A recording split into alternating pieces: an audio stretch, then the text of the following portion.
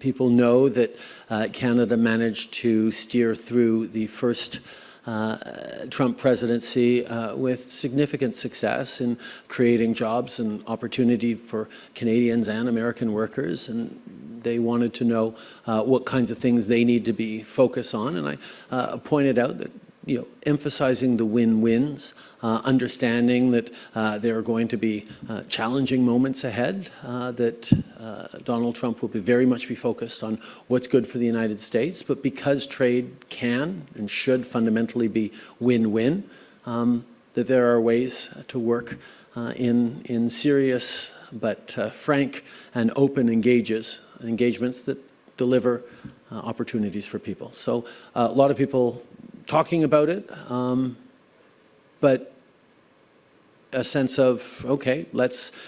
do this. Let's make sure we're standing up for our citizens and creating growth for everyone, because that's the conversation we have anyway. I think there probably are elements of you know,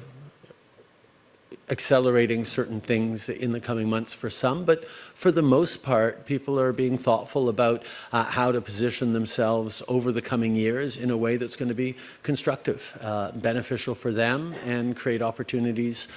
for all their trading partners, including with the United States.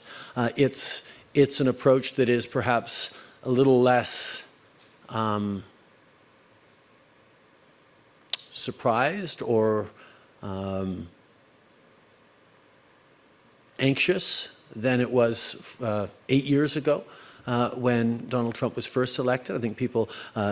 know a little more about what to expect and are leaning on examples of countries like Canada that managed to navigate successfully through win-win renegotiations of our most important trade deal as examples of the kinds of constructive work that we can do to grow the economy and benefit citizens. Well, I think there is a sense,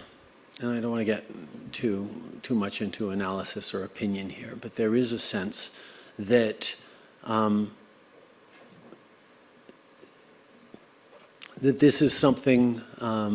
this is an administration that has an approach that is less unknown than it was back in 2016. There are